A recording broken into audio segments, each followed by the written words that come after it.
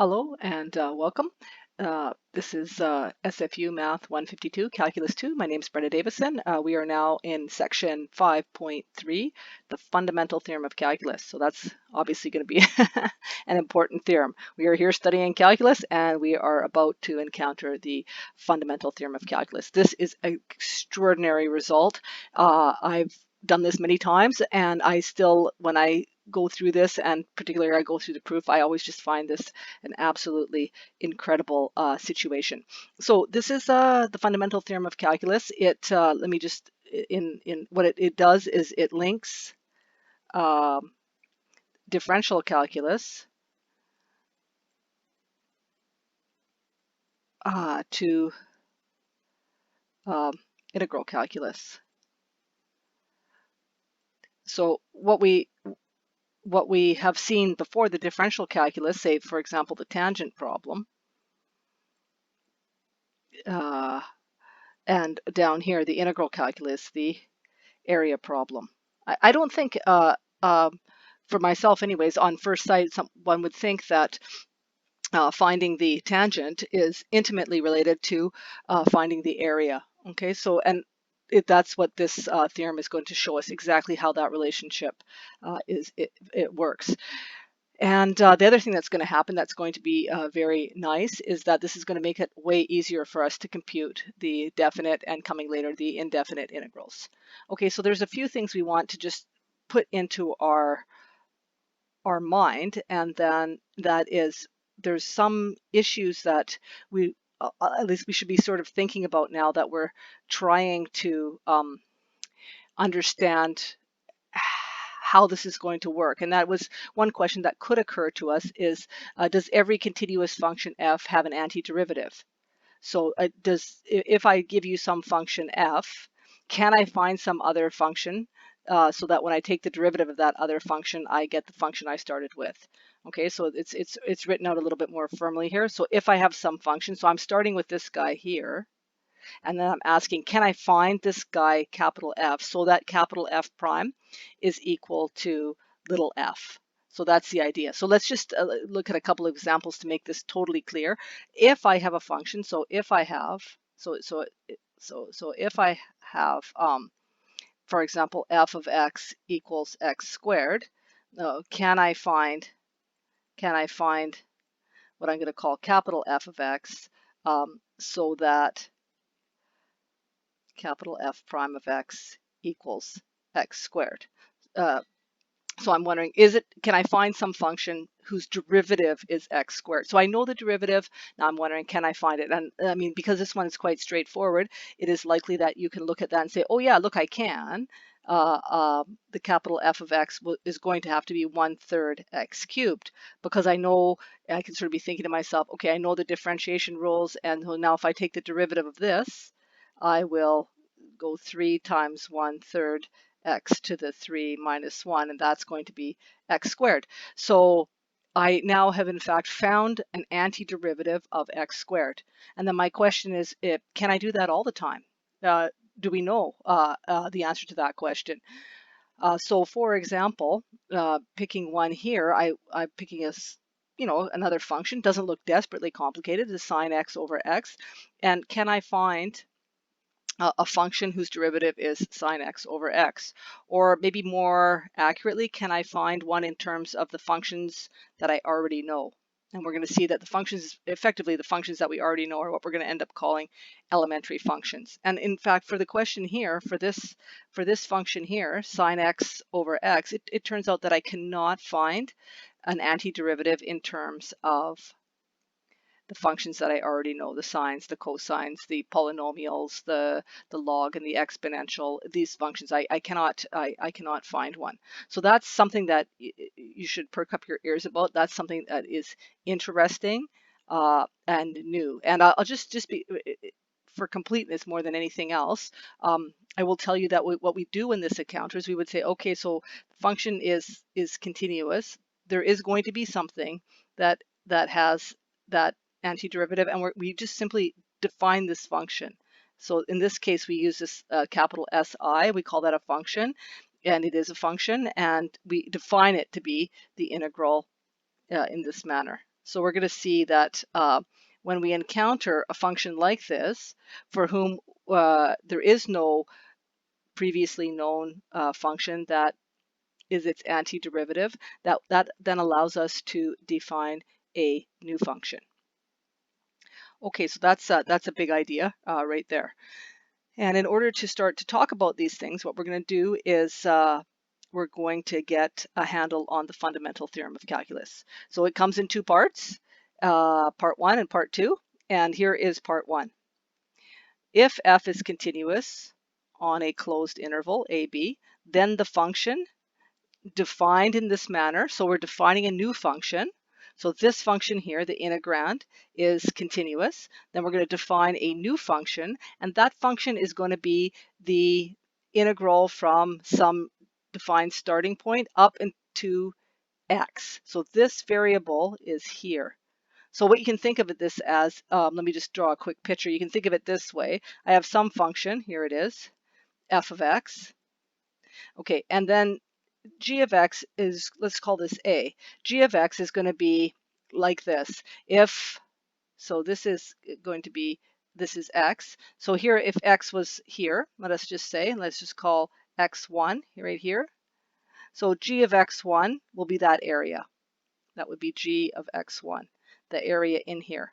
And then I could pick another x over here, x2, and I could look at this area, and that would be g of x2. So you can see what's happening, just like any other function. I'm changing the input, x1, x2, x3, like that, and I am getting a different output. And the output is defined to be the integral from a defined starting point a up until x of the function I started with. And the fundamental theorem of calculus tells us that that g of x is continuous on the closed interval ab, and it's differentiable on the open interval ab, and importantly, the derivative of that function g of x is f at x. Okay, so a sort of more pedestrian way of saying this, the derivative of a definite integral. So hang on here, I'll write this. Derivative of a definite integral with respect to, that's my little shorthand for with respect to its upper limit, is the integrand evaluated at its upper limit. Okay, all right. So now here's something.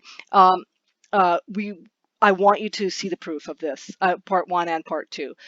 But that would make this lecture long, and I have actually previously recorded a video of the proof of the fundamental theorem of calculus. So this is going to be the main lecture for section 5.3.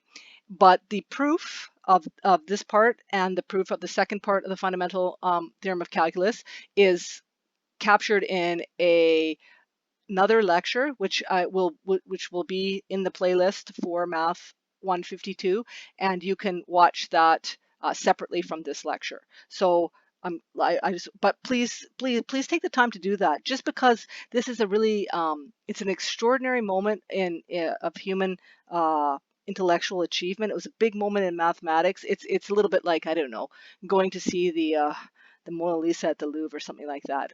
It's something that you should be aware of. Okay, so the proof. What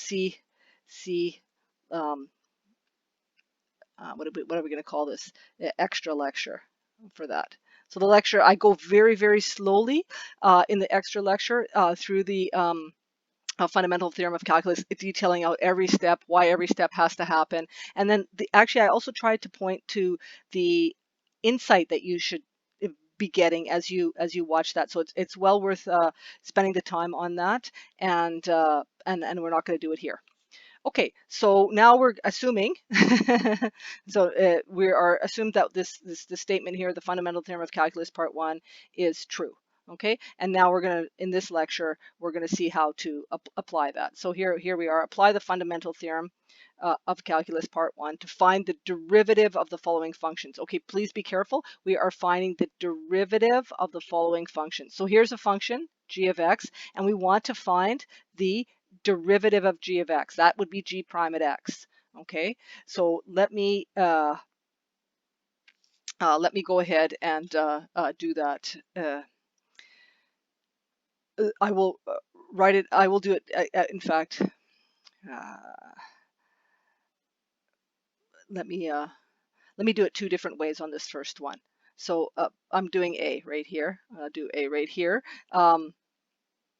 G prime at x is equal to the derivative with respect to x of g of x. And g of x is defined to be the integral from 1 to x of sine t over t dt. And I can immediately write this out then as sine x over x. And that is by the Fundamental Theorem of Calculus part 1. I mean, this is a direct example of the Fundamental Theorem of Calculus part 1. Okay, let me just show this a different way. G of x is the integral from 1 to x of sine of t over t dt. Okay, let me just integrate that. That is going to be some function, right? I don't know what it is, but sine t over t is continuous on the interval 1 to x, given that x would be bigger than 1. And so this has an antiderivative. Let me just call that g of t. That is the antiderivative of this. And I'm going to evaluate that antiderivative at 1 and at x. That will give me g of x minus g at 1. Okay, so that is what g of x, little g of x is that. Now what I'm still trying to find g prime at x, which would be the derivative with respect to x of g of x, which is the derivative with respect to x of capital G of x minus g of 1. Okay, and this derivative right here, the derivative of capital G of x is simply g of x. Okay, so that's why the derivative of g of 1 is 0. So because that's just a number. So what that is that, hang on, I've written something that doesn't totally look too good. I've written something here that the derivative of g prime of x, somehow I've managed to make this equal to this. Hang on a sec, I want to fix this problem. So this is a true statement.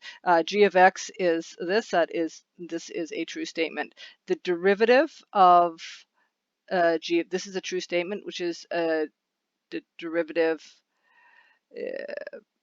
which is, oh, I see. Okay, so this is right here, capital G of x. This is, let's do it. This is proper. That's not g of x. This is where the mistake came right there.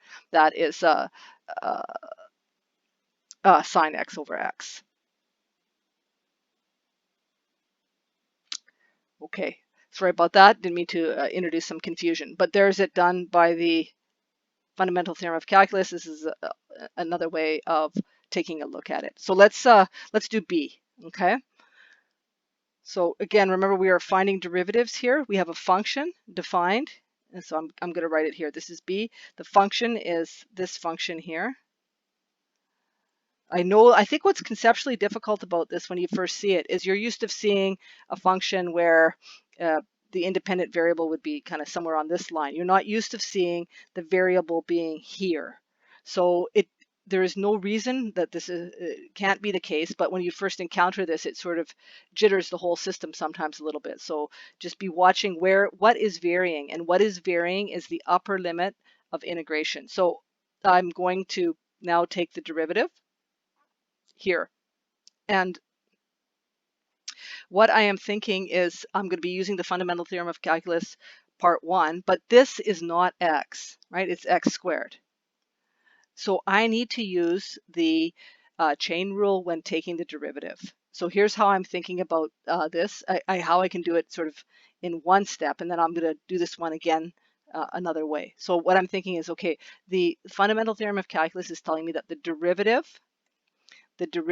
of g is this function here evaluated at the upper limit. And then the chain rule is telling me I have to account for the rate of change of the upper limit. So it's like this. So the derivative of g is 2x sine x squared. Okay, again, let's potentially do this one another way, and that is to take g of x, which is equal to the integral from 0 to of x squared of sine of t dt, and say that that is going to be equal to some function. There's going to be some antiderivative of this. So this is f is the antiderivative of sine t. And I am then going to evaluate that at 0 and x squared. And I'm going to get this, f at x squared minus f at 0. Okay, then I'm going to take the derivative of that thing here. That's going to be f at x squared minus f at 0. And that is going to be equal to f prime at x squared multiplied by 2x via the chain rule minus 0. And that is equal to this thing here, f prime. What is f prime? F prime is what? Think about that for a second before I answer that. That is going to be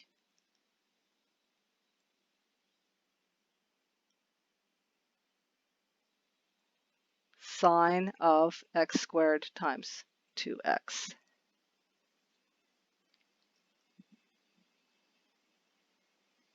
Okay. Right, so we have to be careful when this thing is not x. We are needing to employ the chain rule, by far the most important of the rules for differentiation. Okay, let's keep going. C. Now we've had g of x defined to be the integral from 0 up to some function h of x of f of t dt. Now I'm going to take the derivative here. What I'm going to do is I'm going to be evaluating this function at the upper limit and then employing the chain rule. So I would evaluate f at h of x, and then I would employ the chain rule and I would take the derivative of h of x. So that's the general case using the chain rule, right? We haven't specified the function, we haven't even, and we have an arbitrary function here on the upper limit, and so this is the general case using the chain rule.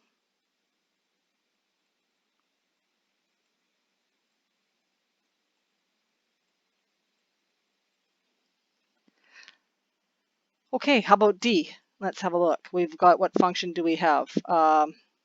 G of x is the integral from minus 3x to e to the x of log of 1 plus t squared dt. Okay, this is about as complicated as it can get.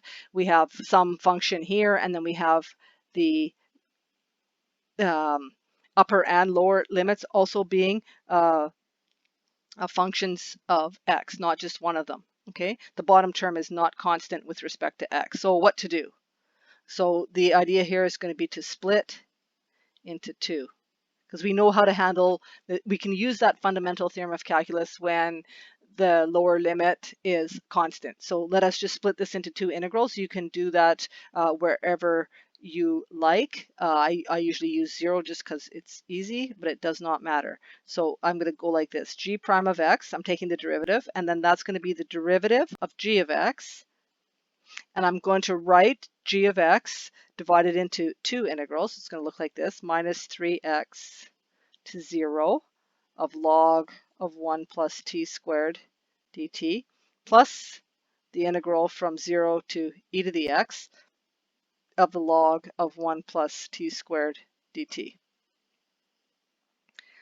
Okay, fundamental theorem calculus was applied, or when the lower limit was the constant. So I'm going to reverse the upper and lower limit here, and in order to do that I put a negative sign in front of the integral. So this is one of those properties of the integral that we had from a previous lecture. So I will do that. So I'm still here. This is still g prime at x, which is what I want to compute.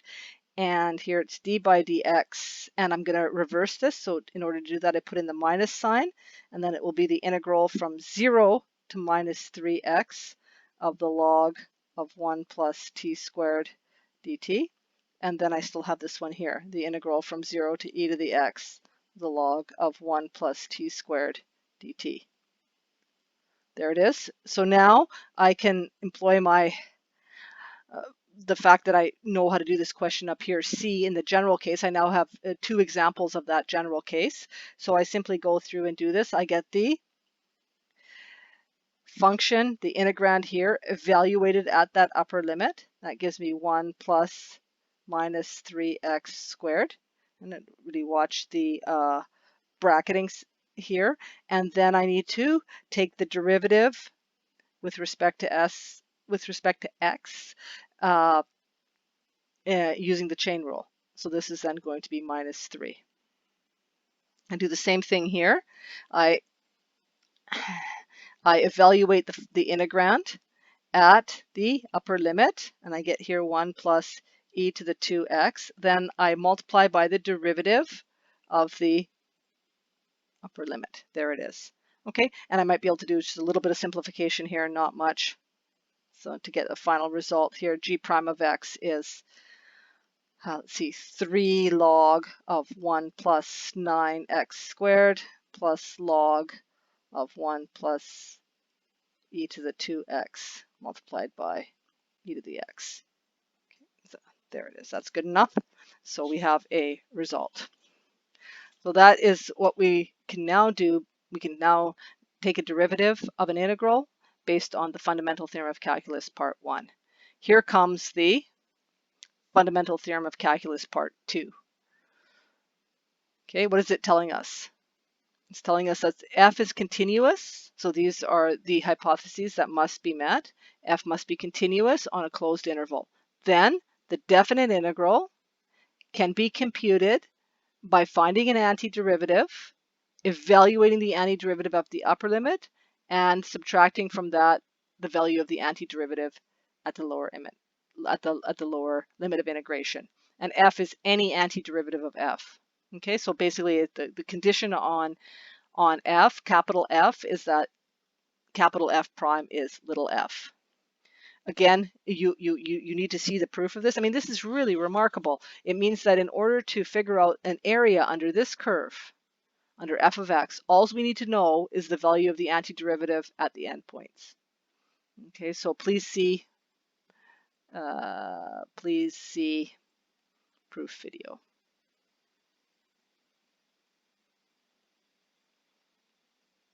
It's worth it.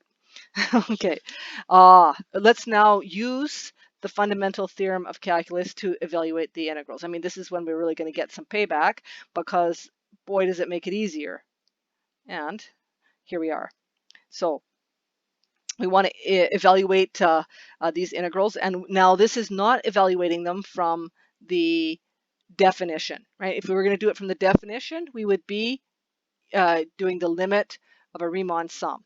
Okay, but no, now we're going to be doing it a completely different way. We're going to be evaluating these integrals using the Fundamental Theorem of Calculus. First of all, I'm looking, these are all definite integrals, like they are all integrated from a definite starting point to a definite ending point. They're definite integrals, so that means all answers are numbers. And we should not get a function out of these things. Okay, they are definitely going to be, the answer is definitely going to be a number. Okay, let's try with A. we wish to know what is the integral from 0 to 1 of x dx. So what I have to think to myself is, what function has derivative x? So I'm trying to find the antiderivative of x. So I'm thinking to myself, what function has derivative x? So there's some amount of pause possibly happening there, and then I sort of possibly by trial and error, and what I do know about differentiation, I come to the conclusion that x squared over 2 has derivative x. Now, of course, you know how to differentiate. Differentiation is completely algorithmic. So you can always check. If you get an antiderivative, well, then check the derivative. And if you take the derivative of this and you don't get back to x, then you know you have a problem. Adjust your antiderivative. Okay, and we're going to spend a bunch of time in this course coming soon to learn how to more methodically find the antiderivatives. That's the process we're going to call integration. But it is not straightforward in the way that differentiation is. Differentiation is basically, once you learn the rules, you look at the function, you see what the function looks like, you apply the correct rule, you get the answer. Integration is nowhere near as straightforward. It is much more difficult. And so in this case, we're having some easy functions to integrate where we should be able to, by inspection, look and using our knowledge of differentiation, figure out the derivative. So that's what I've done there. And then I'm going to evaluate the derivative, the antiderivative at 0 and at 1. So that's how I put that vertical bar there. I put the 0 and the 1 to say, okay, I've got a function, x squared over 2. I'm going to evaluate that function at 0 and at 1, and I'm going to take the difference. And that's the notation I'm going to always use for that. So I evaluate, so what I'm then doing is going like this, 1 squared divided by 2 minus 0 squared divided by 2, and that's a half. So the answer here is a half. Okay. I mean, let's look at what that geometrically is. What we just managed to compute with this using a fundamental theorem of calculus, we managed to take the function y equals x between 0 and 1, and we managed to figure out that the area of this triangle is a half. Right? It's 1/2 the base times the height, and the base and the height are each 1. That's what that is telling us from our, if we look at it under the perspective of an area. Okay, look at how much easier that is than doing a limit of sums. I mean, this is a major time-saving device in terms of calculating these things. So now let's try taking the integral from 2 to 3 of e to the x dx. So I need what function has derivative e to the x, and that is, in fact, e to the x. Such a beautiful function. And so then I can evaluate it at the endpoints. I get this, and if I wanted to, I could get some sort of approximation here, which I did on my calculator to be approximately 12.69. Okay, so these are the kind of functions I can do by inspection. You can see as I'm going here, you should be getting an inclination that you're going to need to remember which things, for example, I'm thinking to myself, I have to now think to myself, which function has derivative sign? Okay. And if that doesn't come into your head, you are not going to be making any progress. So you need to be clear on the derivatives of like the polynomials, the trigonometric functions, and the logarithmic functions. You should definitely know those. So I'm thinking here, okay, what function has derivative sign? I may be inclined to think that's the cosine. And then I'm careful because I'm thinking, okay, hang on, the derivative of the cosine is minus the sine, but this is positive sine. So then I think, oh, I need the minus sign there.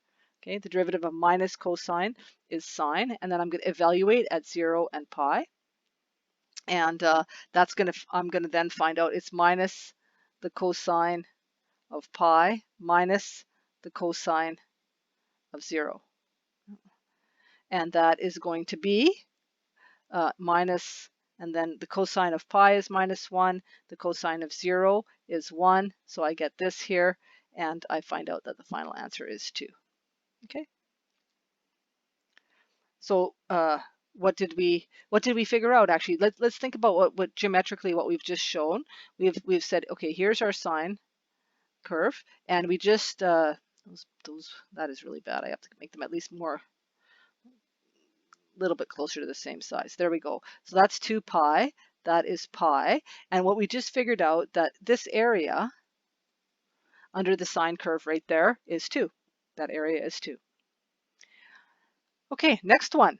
Let's try to figure out what is the area between the signed area between 0 and 1 of dx over 1 plus x squared?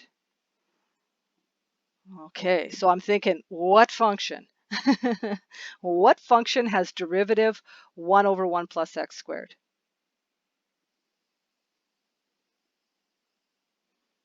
Think about it. This has to come into your head by inspection.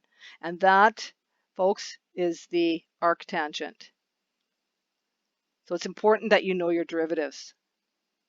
Okay, so we are taking the arctangent and evaluating that at 0 and 1. So that's going to be the arctangent of 1 minus the arctangent of 0. So then we have to say to ourselves, what angle has tangent of 1?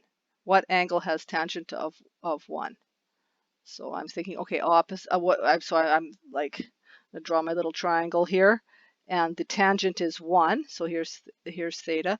The tangent is 1. That means opposite over adjacent is 1. That means that this thing here is root 2, which means I should then recognize this as one of my special triangles, and that means that theta here is pi by 4, the 45 degrees. Okay, so that gives me the inverse tangent of 1, and then the inverse tangent of 0 is 0. So this thing is pi by 4. Okay. All right. So the other thing is to have the graph of the tangent function and or the inverse tangent function in your head. Okay. All right, this is going to move to our final example. This lecture is a bit shorter than the previous ones. That's because the proof has been offloaded into a separate lecture. So that's kind of nice. You can finish watching this and then please go and watch the proof lecture. I will not ask you, I'll tell you up front, but I do not wish to discourage you from watching the proof. I will not ask you to prove the fundamental theorem of calculus on an examination. However, you should really motivate yourself to go through the proof, to assure yourself about the result, to see why the result is true. It uses the squeeze theorem, some of the other concepts from Calculus 1 to put the proof. It puts a lot of things together very nicely. So you definitely want to do that. Okay, I'm not able to like kind of glare at you because I'm not in a classroom. But I do want you to, I encourage you as strongly as possible to watch the proof. Okay, so now let's do an example where we are going to find an integral of a function which is piecewise defined. So here's my piecewise defined function. It's 0 when x is less than 0. It's equal to x between 0 and 1. It's equal to 2 minus x between 1 and 2. And it's back equal to 0 if x is greater than 2. So I'm going to say my new function g of x is the integral from 0 to x of f of t dt, where the function f is defined here piecewise by cases. Okay, so what we want to do is find an expression for g of x, which is similar to the one that we've got for f of x. And we want to sketch the graphs. We want to identify where is f differentiable, where is g differentiable. Okay, so let's just, before we get going, I'm a big believer in getting pictures and seeing what's going on. So let us sketch. Let's sketch f of x. Okay, that's something we can certainly do, and then that might give us some insight. So, I mean, it's 0. That's nice. It's 0 here, so I don't have to do anything there. And then between 0 and 1, so let me just find 1 here. So it's just equal to x. It's a line of slope 1. So this point here is 1.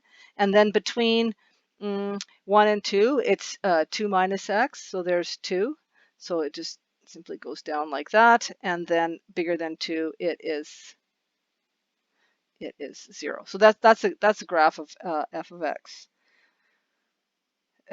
All right. So why don't we just answer a couple of questions here? Where is f of x differentiable? We've got a picture of it, and so you will recall from Calculus 1, I mean, differentiability is basically a statement about the smoothness, and you can see we've got corners here like this. So f is differentiable everywhere except at those points. So let's just, since we were asked this, let's make note of that. F differentiable everywhere except at x equals 0, x equals 1, and x equals 2. That's because of the corners, right?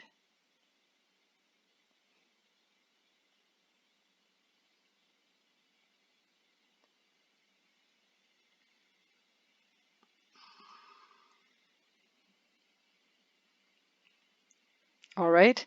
Now, even before we find an expression for g of x, let us try to sketch g of x next. Not a bad idea to stop the video and try to sketch it yourself. I'm going to be thinking of g of x as the area under f of x, because that's what it is. G of x is the definite integral from 0 to x of f of t dt. So it's the area under, so this is going to be g of x, this is x, this is x, this is f of x. It is the area under the graph. So what's happening is I'm going along here and I'm calculating the area, then I'm calculating the area, I'm seeing the area is increasing. Okay, so I'm going to make note of that up until 1, that the area is increasing, and it's increasing each time step. I'm getting actually a bigger increase in area. So let me just modify my drawing here to try to see that a little bit more easily. I take try to make these evenly stepped, but you can see what happens. If I make a time step like that, the first time step I make, I get that much area.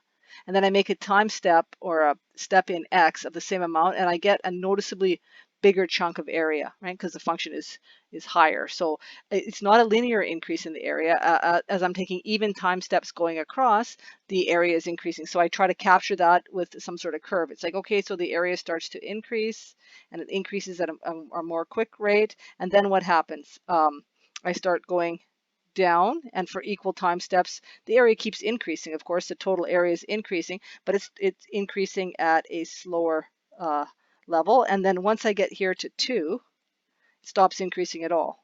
So I'm going to come up and then at 2, and then this thing's going to go like that. There we go. So I have a basic picture in my head with even not computing the function of what g of x looks like. And then you know, we did this the opposite direction in Calculus 1. You should be able to take this graph and then be thinking, okay, I'm going to take the derivative, and do I get that graph? I mean, that's how these things are related. Okay, where is g differentiable? Okay, immediately, g of x is differentiable everywhere. It's defined as an integral. And we already have the Fundamental Theorem of Calculus Part 1, so that for sure, g of x differentiable everywhere.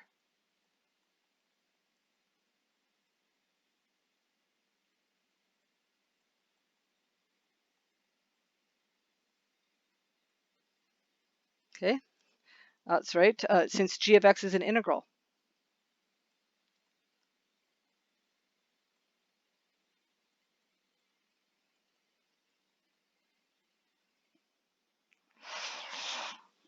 Therefore, it has to be differentiable everywhere. Okay, now let's get to the thing of actually finding an expression for g of x. And we just do this piece by piece. It's very straightforward.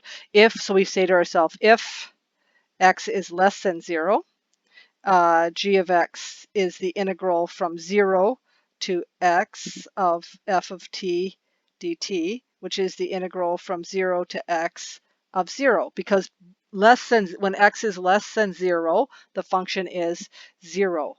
So that is pretty easy. And then that will be some constant. The integral of 0 is a constant, and I will evaluate that at 0 and at x, and that is the constant minus the constant, and that is 0. There's no area. So what I'm saying here is there's no area underneath this line here. None. That's what we just found out. Okay, then we take a look at the next piece. If x is between 0 and 1, then g of x is, it's the same thing. It's defined the same way, but now we have a different definition for f of t, and our f of t now is t dt. That's our case 2, right? So I just scroll back. At first it was 0, and then now f of x is x, which means, of course, that f of t is t. Remember this thing about the variables. If f of x is x, then f of t is t. There it is, and I can easily integrate this. That is going to be 1/2 t squared evaluated at 0 and x, and that's going to be 1/2 x squared. So that's telling me between 0 and 1, that's right here on my graph, this right here is 1/2 x squared. That's the function right there. Okay, and then we have a discontinuity, not a discontinuity, but we have a change, I should say, at 1. So we're going to take a look at that between 1 and 2. And we just use the definition. It's the same. This is the same again. And then now the function f is defined differently between 1 and 2. What is the definition between 1 and 2? Let us see. It's 2 minus x. Let's see. It's between 1 and 2.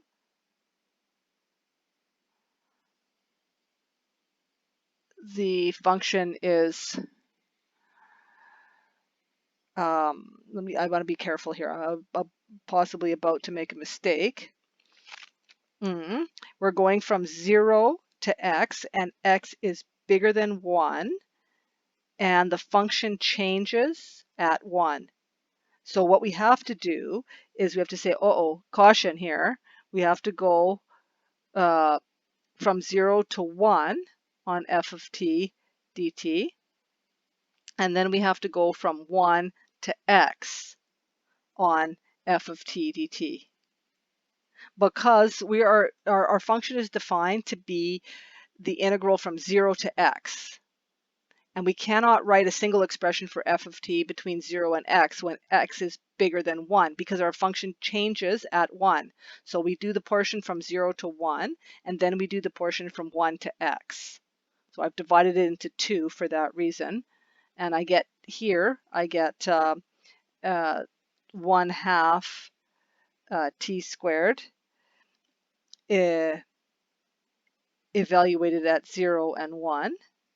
And then here I get the integral from 1 to x of 2 minus t dt. That's what the function is between 1 and 2, which is where I've restricted x to. Okay, so then let's see. Let's keep going. This is going to be 1/2. So that's the total area under the graph from 0 to 1, and then I'm going to have the amount of area between 1 and x, where x is between 1 and 2. So this is going to be 2t minus 1/2 t squared. Okay, that's the antiderivative of this right here, evaluated at 1 and at x. There's a little bit of time to evaluate that, but let us go ahead and do that. We evaluate it at x, and we get 2x minus 1/2 x squared. We evaluate it at 1, and we get minus 2 plus 1/2. Okay. That is going to then, let's see, we've got minus, I'll get minus 1. So I get here minus 1 plus 2x, so 1/2 x squared. So that's between 1 and 2. And then if x is greater than 2, what happens? Well, we still have the same definition for g of x. It's the integral from 0 to x of f of t dt. But we need to capture the entire area up until 2, which is g of 2. And then we have to include the area from 2 up until to our variable end point x, which the f of x is 0 at that point. So now we're bigger than 2, so I'm just going to scroll back here. So we're here. Okay, so I'm trying to capture the total area sitting here at G of 2, which is right here. G of 2, that's G of 2. And then I'm noticing that we'll be adding more area, but it is at a constant rate. Okay, so that is additionally right there. So that is going to be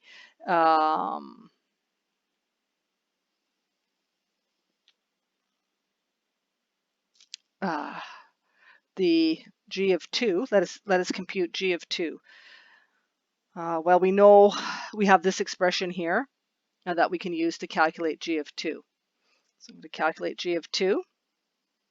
G of 2 is minus 1 plus 2 times 2 minus 1/2 times 2 squared. So G of 2 is equal to, that is minus 1 plus 4 minus 2, so that becomes 1. Okay, now let's take a look at the integral from 2 to x of 0 dt. That is going to be some constant evaluated at 2 and at x, and that's going to be c minus c, and that is 0. Okay, so the total area or under the total area under here, we're coming along calculating the total area here and plotting it here, and then once we head down to here, there's no more increase in the total area, and this thing is just staying constant to say that the total area g of x, the total area under f of x, is unchanging. Okay, so now I have handled all of the cases between less than 0, between 0 and 1, between 1 and 2, and then greater than 2. So now I can write an algebraic expression for g of x, all of the cases. 0 if x is less than 0, 1/2 x squared if x is between 0 and 1, and minus 1 plus 2x minus 1/2 x squared if x is greater than 1 but less than or equal to 2. And I have the final case here once I've gone and captured all of the area under f of x, which turns out to be 1, then it's greater than 2. There we go. Okay, so that is the Fundamental Theorem of Calculus, part 1 and part 2, and final reminder, watch the proof, it's awesome. Okay, thanks a lot, bye.